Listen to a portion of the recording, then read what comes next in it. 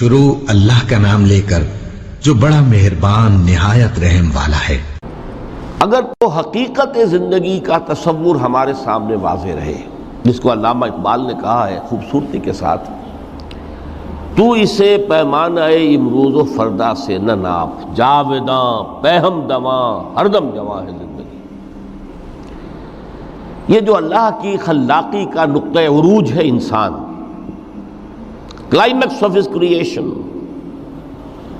قرآن مجید میں کہا گیا خلقتہ بیدی، میں نے اسے اپنے دونوں ہاتھوں سے بنایا۔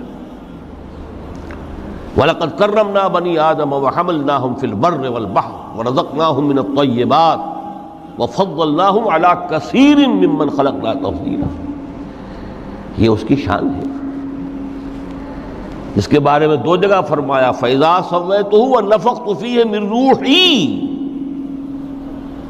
یہ روحی مرکب اضافی، خاص اللہ اپنی ذات کی طرف اس روح کو منسوب کر رہا ہے جو حضرت آدم میں پھونکی گئی۔ روحی، جب میں اس میں اپنی روح میں سے پھونک دوں، فَقَعُوا لَهُ سَاجِدِينَ، تو گر پڑنا اس کے سامنے سجدے میں۔ اور آپ کو معلوم ہے قرآن مجید میں کس شد و مت سے اور کس تکرار کے ساتھ یہ بات واضح کی گئی کہ تمام ملائکہ سجدے میں گر گئے، نو ایکسیپشن۔ فَسَجَدَ الْمَلَائِكَةُ كُلُّهُمْ أَجْمَعُونَ، تین الفاظ جو ہیں تاکید کے لیے، سجدہ کیا الملائکہ، حصر ہے، الف لام لام حصر ہے، تمام فرشتوں نے سجدہ کیا۔ پھر کہیں تمہیں مغالطہ نہ رہ جائے کہ شاید جبرائیل نہ ہو اور بڑے نہ اسرافیل، نہیں، کلہم، سب کے سب۔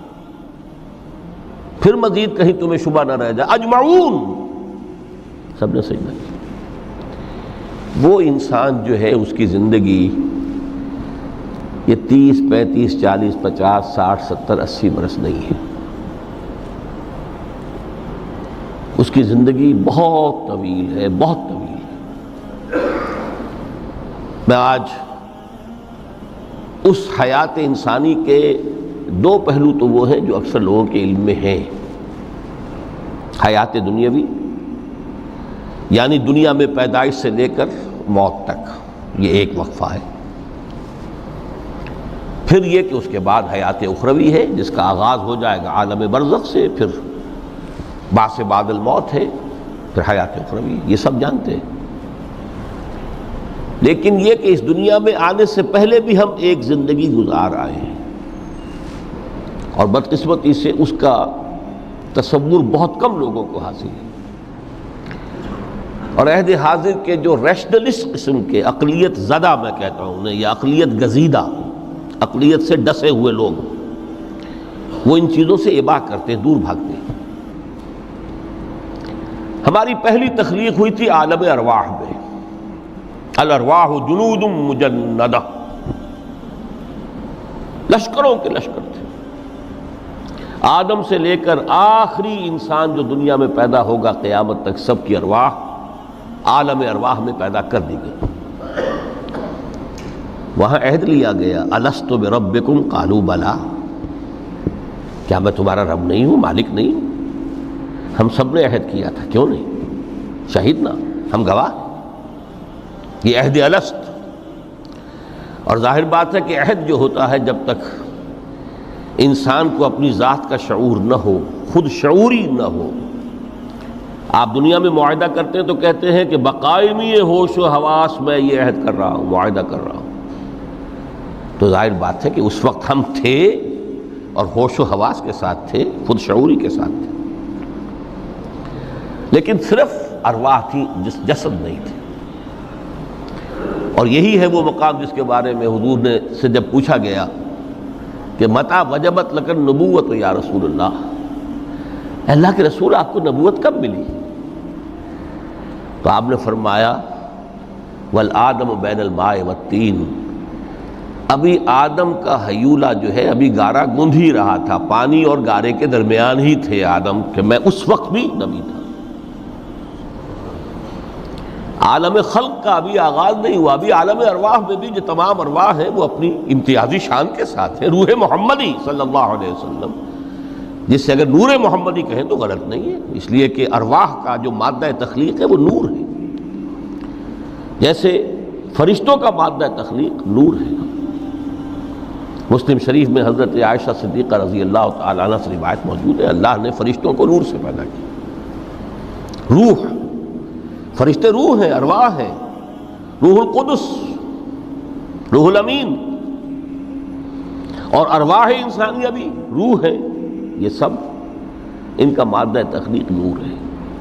اس وقت ہم پیدا کیے گئے، صرف ارواح کی شکل میں ہم سے عہد لیا گیا اور پھر سلا دیا گیا۔ یہ پہلی موت تھی جو ہم پر وارد ہوئی ہے اس دنیا میں آنے سے پہلے،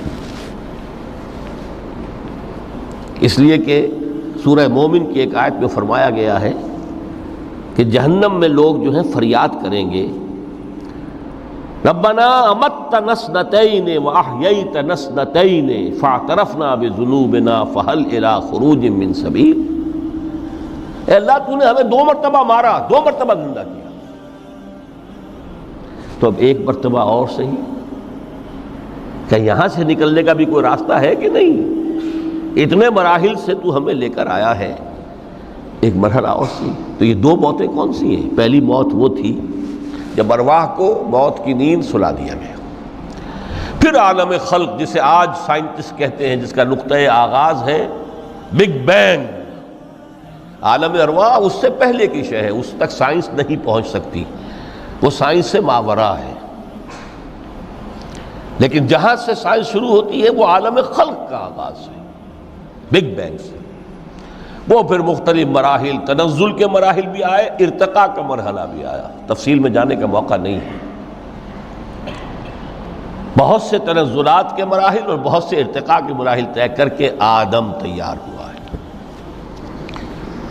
حضرت بیدل نے رحمت اللہ علیہ بہت خوبصورت شعر کہا ہے، ہر 2 عالم خاک شد تا بست نقش آدمی، اے بہار نیستی از قدر خود ہوشیار باش۔ یہ پوری جو بھی کائنات کا جو سلسلہ شروع ہوا، بگ بینگ، اور بہت بڑے بڑے جو ناری کرے تھے جن کی کہ حرارت کا جب تذکرہ کرتے ہیں سائنسداں تو trillions and trillions of foreign height, یہ ان کی اس وقت اس کی جو حرارت کا عالم تھا۔ لیکن پھر وہ ٹھنڈے ہوئے، کچھ اس میں سے کچھ، پھر خاک کی تہ جو ہے زمین کے اس کرے پر آئی، ہر 2 عالم خاک شد۔ یہاں سے اب آدم کا حیولہ تیار ہوا، تا بست نقش آدمی۔ اس کے بعد ارتقائی مراحل ہیں، اور پھر آدم کی وہ روح جو کولڈ سٹوریج میں تھی، جب وہ لا کر پھونکی گئی ہے، جسد آدم جو ہے وہ مسجود نہیں تھا، مسجود تو تب بنا ہے جبکہ اس میں روح آدم وہ لا کر پھونک دی گئی۔ فَإِذَا سَوَّيْتُهُ وَنَفَخْتُ فِيهِ مِن رُوحِي فَقَعُوا لَهُ سَاجِدِينَ۔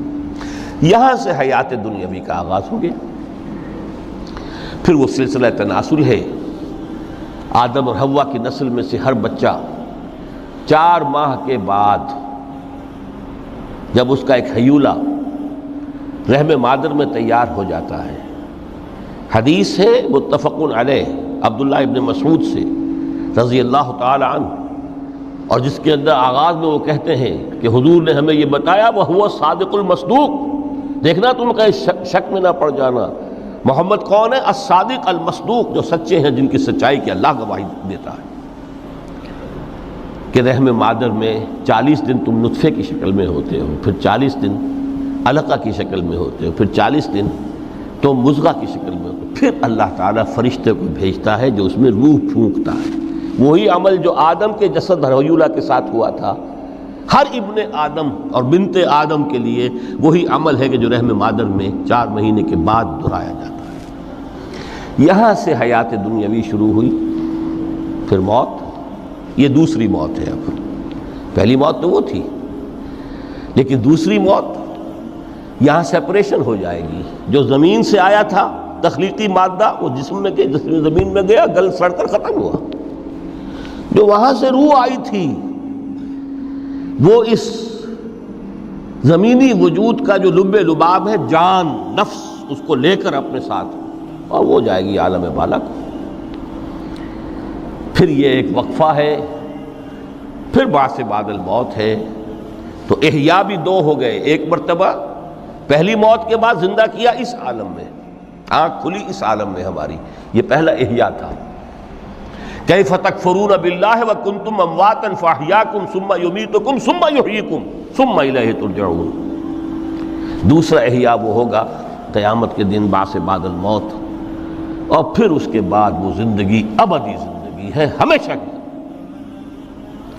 یہ تصور سامنے رکھیے. تو یہ جو تھوڑا سا وقفہ، یہ تو زندگی بہت طویل ہے. تو اسے پیمانہ امروز و فردا سے نہ ناپ، جاویداں پیہم دماں ہر دم جواں ہے زندگی. اس میں یہ وقفہ جو ہے، خلق الموت والحیات لیبلوکم ایکم احسن عملا، یہ اس جسد کے ساتھ اس روح کا اتصال، اور یہ 30 40 50 60 70 80 100 برس کی عمر، یہ ایک وقفہ ہے. یہ امتحانی وقفہ ہے، تمہیں جانچا جا رہا ہے، پرکھا جا رہا ہے. ایکم احسن عملا، اس کو بھی اقبال نے اسی نظم میں خوب بیان کیا ہے کہ قلزم ہستی سے تو ابھرا ہے مانند حباب، اس زیاں خانے میں تیرا امتحان ہے زندگی. اب اگر تو دو چیزیں انسان پر واضح رہیں، اور نہ صرف واضح رہیں، مستحضر رہیں.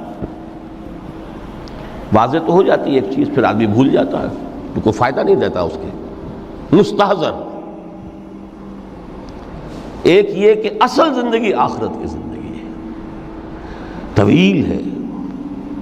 بل توسرون الحیات الدنیا والآخرۃ خیر وابقیٰ کلا بل تحبون العاجلہ وتذرون الآخرہ. تم اس عاجلہ کو پسند کرتے ہو، اس دنیا کی زندگی کو تم ترجیح دیتے ہو، جبکہ آخرت ہے جو باقی رہنے والی ہے، ابدی. اگر تو یہ معلوم ہو، جیسا کہ سورہ عنکبوت کی آیت کے حوالے سے میں نے آپ کو آیت سنائی کہ وما هذه الحیات الدنیا الا لہو ولعب وان الدار الاخرۃ لہی الحیوان لو کانوا یعلمون. اصل زندگی جو ہے وہ آخرت کی زندگی ہے، کاش کہ انہیں معلوم ہوتا. ایک حقیقت تو یہ معلوم ہو اور مستحضر رہے کہ اصل زندگی آخرت کی زندگی ہے، اور دوسری حقیقت یہ کہ یہ دنیا کی زندگی ایک امتحانی وقفہ ہے.